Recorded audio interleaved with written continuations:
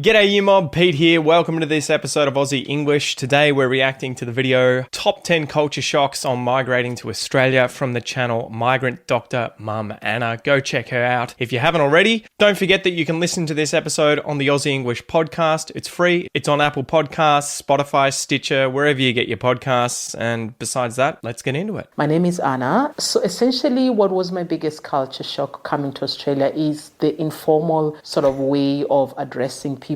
G'day, mate. And this was very different for me because obviously I was coming into the workplace, and upon arrival, I just discovered that people call each other by first name basis. Obviously, having lived in Kenya, usually your bosses, you address them by Dr. So-and-so, you address them by professor if they're a professor. And up to date, even when I visit at home, I still find it hard, to call my mom's doctor by name. I still say Dr. So-and-so. Even the head of department, you still will find that people call them by their first name. Yeah, we hate it. Australians typically hate any kind of pompous, just using those kinds of honorifics. Doctor, Mr., Sir, Ma'am, Mrs. Don't you ever call me that? We just hate it. It makes us uncomfortable. I think it's cultural baggage that we have since Australia was colonised largely by a population of convicts who were all obviously lower class, working class criminals. They got brought over here, and I think it's just that rejection of superiority. And Great Britain has this class divide, upper class versus the lower class, this class warfare. And Australia was kind of like a fresh start, and we just reject it. We really, really don't like it. I remember one story I have. I was working as a waiter at a restaurant. This guy came in and he was probably in his 70s, maybe a little older. And I said, sir, can I get you a menu? Because of his age and the way that he looked, I wanted to be really polite. So even me as an Australian and in that position as a waiter, I was kind of like, I'll just throw out sir. For some reason, I decided to. And he pretty much just said, fuck off, mate. My name's Dave. And I remember being like, okay. He's like, don't call me sir.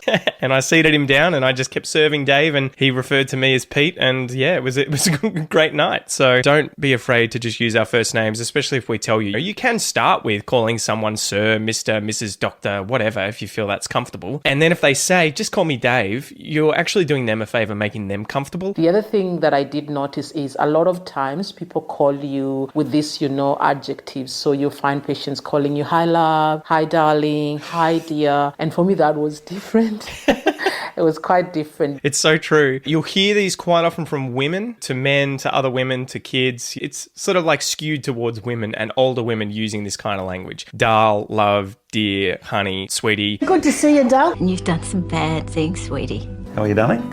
We do it to show friendliness. It reduces the distance between you two, right? It makes you feel like you're friends, and it's very calming. It sort of puts us at ease. So good. Whereas if you came in and said, Mr. Smisson, I would be like, ugh. It's almost like you're pushing me away, distancing me from you, as in like, you're down here or you're up here, but we're not equal. And I think that's the psychological thing going on here. Australians love that idea of we're friends, we're mates, we're equals. Just treat me like a normal human being that you would at home, at the shops, whatever. I'm not more important than you, less important than you. We're on the same level. We're the same, you and me. The second culture shock that you're likely to experience is work-life balance. Australians actually adhere to work-life balance. Here, we work to live, not live to work.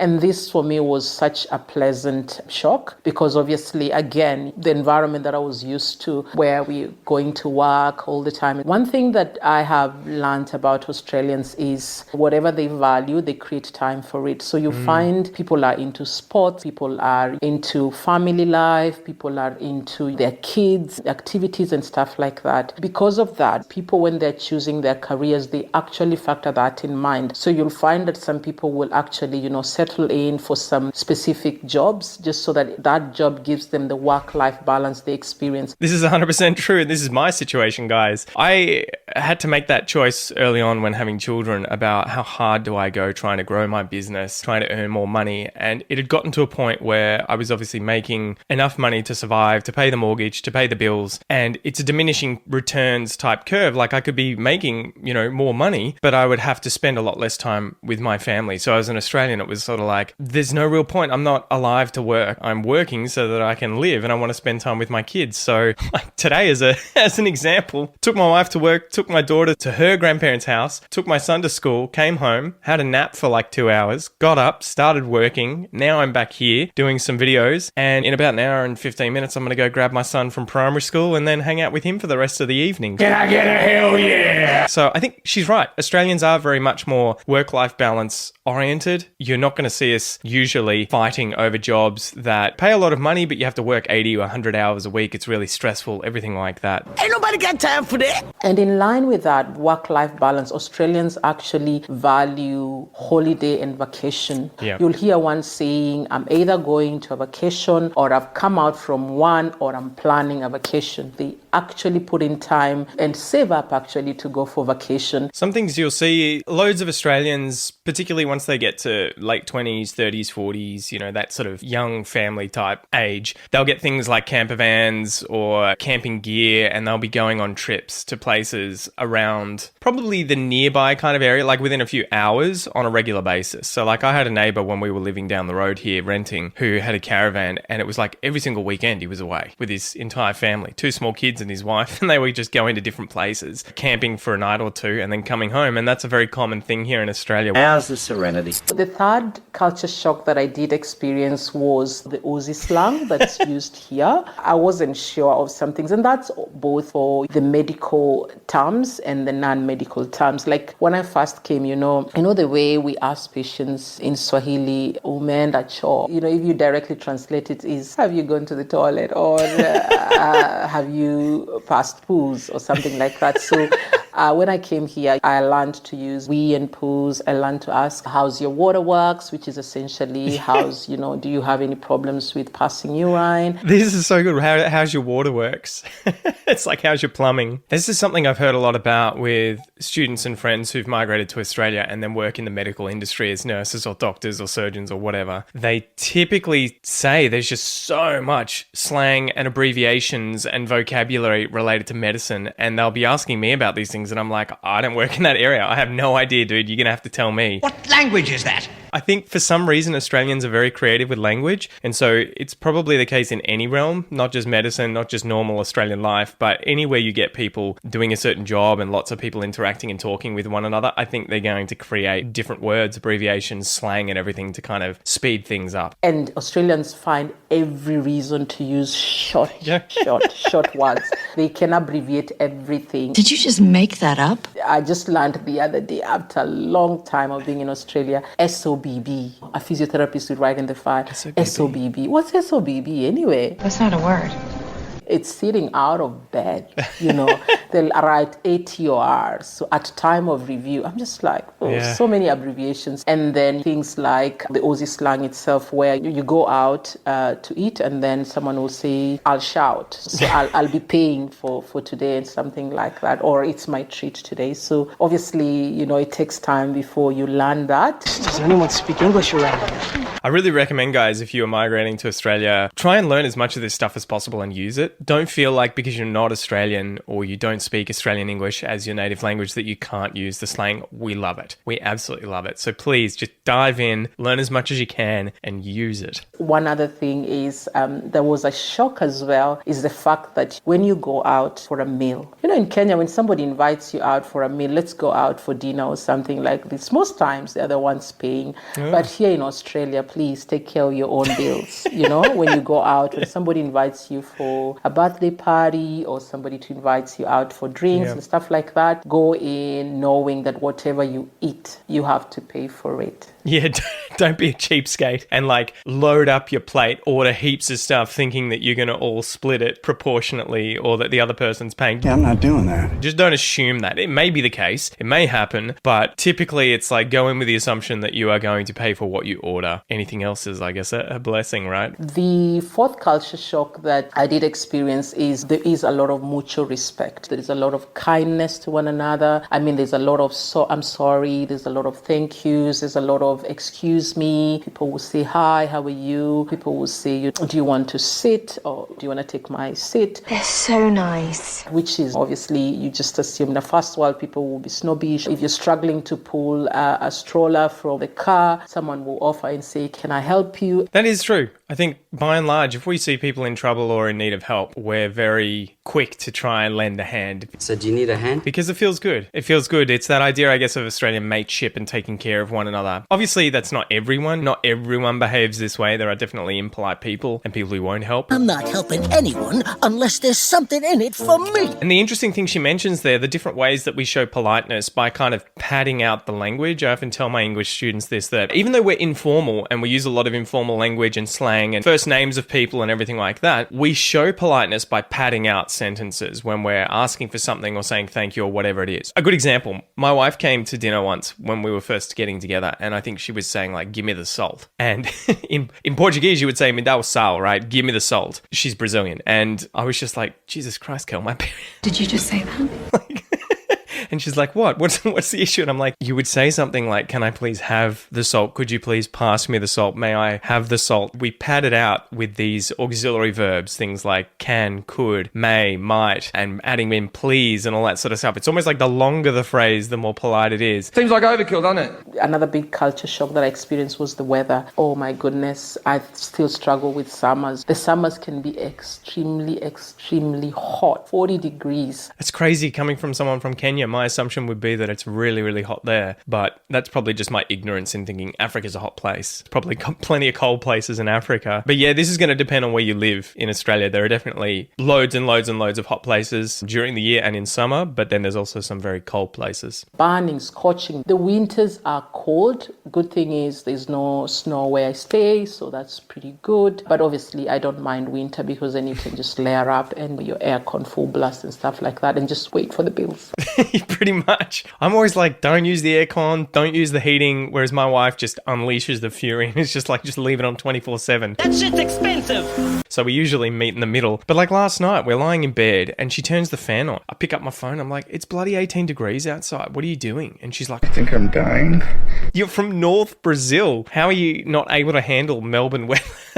I don't know. I guess everyone's different. And the interesting thing about Australians is they'll just slip slop, put on their bathers, put on sunscreen, and you still find them outdoors. Like it's a scorching December afternoon and they're still outdoors. They still are very outdoor people. They will still be by the beach. Man, if you're not going to go to the beach on a 40-degree day, what's the point of having it? That's the best time. I remember growing up and any time it was like 40 degrees and especially late into the evening, the sun is like slowly going down. It's sunset. You go to the beach. It's still hot as fuck. You get in the water. It's the end of summer, so the water's kind of heated up. It's around 18 degrees down here in the south. And you get this dry breeze. So you could literally dunk yourself in the water, stand up, and the evaporative cooling that happens is just amazing. I feel good. It's just amazing. And you get like a handful of those days a year, but they are to live and die for. They're the best. And if you have an ice cream in one hand, heaven. The other shock that I got, oh my goodness, was house hunting. At home, if you have money, you will get whichever house you want. You just rock up. You have your deposit, you speak to the owners either directly or via an agency, you provide, I can't even remember if we used to provide identification, maybe now, but I remember it wasn't a stringent process getting yourself a rental. Here, essentially,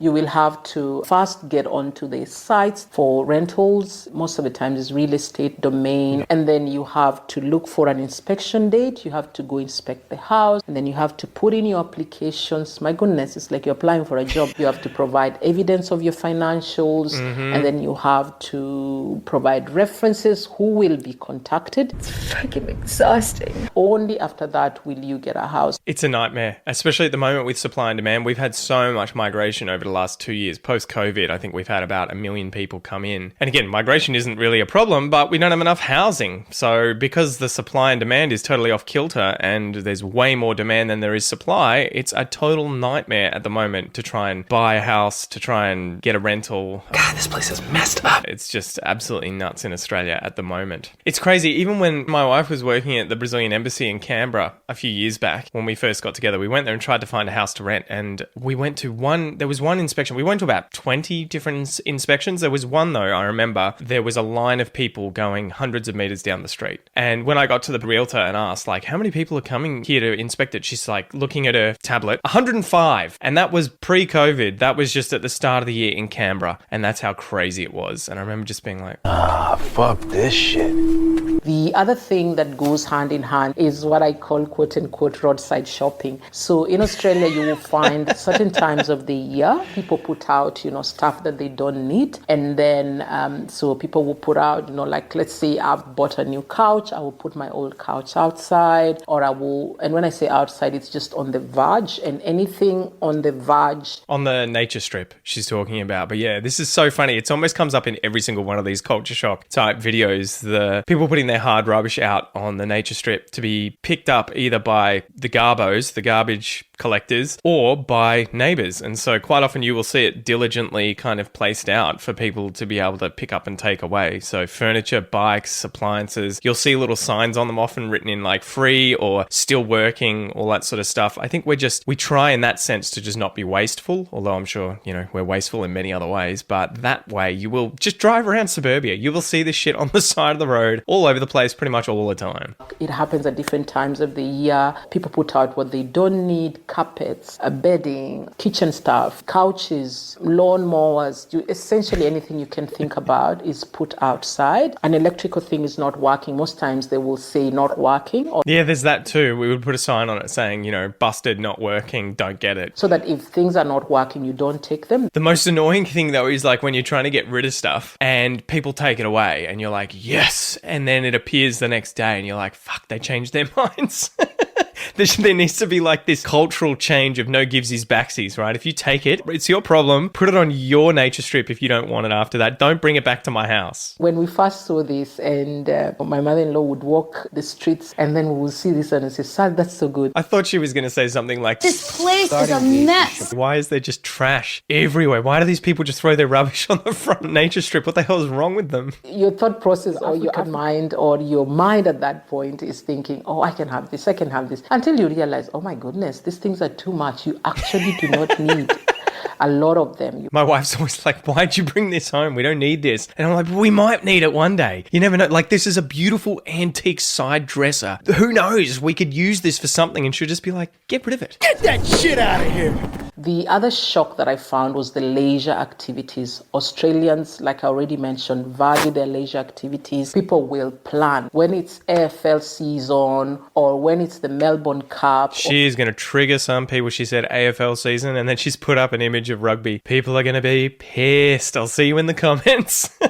People will take time away from work. People will swap shifts just because I want to go to watch an AFL game or I want to go to the Melbourne Cup. That's how much people value their leisure activities. Maybe they're just lazy. I think the ninth shock that I've seen is people walking barefoot in Australia. Australians love walking barefoot, even when it's hot. I don't even know how they do it. Why they like that? You'll find people barefoot. This was different for me because, at home, everybody is striving not to walk barefoot. People are striving to get shoes, people are striving to get what we call here thongs or slippers at home. That's a really good point that she makes. It's interesting hearing someone who's come from, I assume Kenya's a third world country. Forgive my ignorance if I'm wrong, guys. But yeah, if the social norms are kind of completely inverted, where in Kenya, obviously, it's almost like a status thing of, I want to show that I've made enough money to have good clothes, good shoes, a nice bike or a nice car or a nice house. I'm not poor. In Australia, we take for granted the fact that everyone pretty much has that or at least has access to it. And so we don't care about it, at least most of us, right? If you see someone who's wearing Versace everything, spent thousands of dollars on their clothes, is getting into a car that's probably worth more than my house, the average Aussie is just going to think, What a dickhead. Why would you spend that on that, right? Like, who are you trying to impress, buddy? No one cares. And the last one is, I know a lot of people have said there are a lot of reptiles in Australia. When I say reptiles, it's snakes, it's this and this. I've been lucky. I haven't so far met up with a snake, but I know of friends, especially in some areas, who say, oh, I've seen a snake, I've seen a brown snake, I've seen this, but I've been very, very lucky. It's funny. It's one of those things. We've got copperheads and I think tiger snakes around here. Very, very frequently there's copperheads around, and you'll be in the Facebook group seeing people comment like, watch out, there's a copperhead here, blah, blah, blah. Typically we grow up and get told, just don't run around in long grass. Make sure you make a lot of noise when it's a hot day and they're likely to be out and about. Stamp around, stamp your feet. Don't creep around in the long grass, because that's when you'll sneak up on one and scare the crap out of it. I remember I had one incident. I had to share this with you guys. When I was probably about 12 or so, I think we went to the mountains somewhere nearby, or camping, and we went for a hike up a common popular trail up to the top of these mountains. And I needed to relieve myself. So I kind of snuck off the side of the trail and, walked up to a tree and unzipped myself, ready to take a piss. Anyways, as I looked down, because you got to see where you're aiming, you don't want to piss on some poor animal. Unfortunately, there was a snake, a brown snake, right there at my feet. And I shat myself. It was as startled as I was. It just looked up because it was curled up at my feet. And I just turned around and just ran off and was like, snake, look, a bloody snake. And Dad's like, Your dick's out. like, zip yourself up. So I'll never forget that. That was that was my manly reaction to almost peeing on a poor snake just minding its own business, basking in the sun. Cool, so that's it, guys. You got to share your experiences with me too. Leave a comment below and let me know what shocked you about Australia. Besides that, YouTube reckons you're going to enjoy this video, and I'll see you next time. Toodaloo.